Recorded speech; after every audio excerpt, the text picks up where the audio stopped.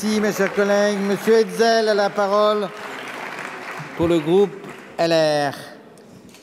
Merci beaucoup, Monsieur le Président, Madame la Ministre, mes chers collègues. Vous le comprendrez, nous avons un certain nombre de regrets. D'abord, sur l'affaiblissement des droits CPF. Avec la monétisation, les titulaires s'exposent à une triple dégradation, qu'il s'agisse de la conversion des droits, de l'alimentation ou de l'actualisation. Les titulaires vont être perdants. Et je crois que c'est important de le dire à nos concitoyens. Ensuite, sur l'apprentissage, nous l'avons dit, nous pensons que les branches et les régions doivent travailler mieux ensemble, pas que la compétence d'apprentissage disparaisse.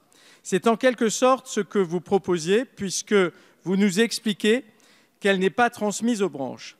Mais ce que vous faites avant tout, c'est déstabiliser l'apprentissage et créer les conditions de nouvelles fractures sur notre territoire national. Enfin, sur l'assurance chômage, nous attendons l'heure de vérité du document de cadrage, Madame la Ministre. Maintenant que le texte plaît au Président de la République et que l'oukase jupitérienne est arrivée, c'est à la rentrée que nous pourrons juger vos grandes déclarations en faveur du véritable dialogue social qui, de toute évidence, n'était pas au rendez-vous. Et en PLFSS, quand il faudra déterminer la fraction que vous attribuerez effectivement à l'UNEDIC, vous avez effectué un certain nombre de promesses ici à ce banc. J'espère que vous ne serez pas désavoués en termes d'arbitrage bercien. Dernier regret, nous l'avons dit et redit, il va falloir changer de méthode, Madame la Ministre.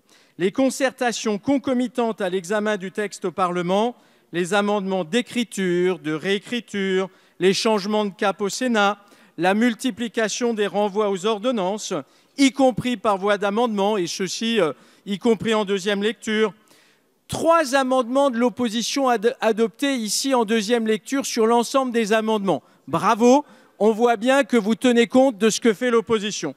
Et de surcroît, un véritable mépris du Parlement, puisque vous ne vous êtes justifié sur moins de 10% des amendements qui ont été débattus.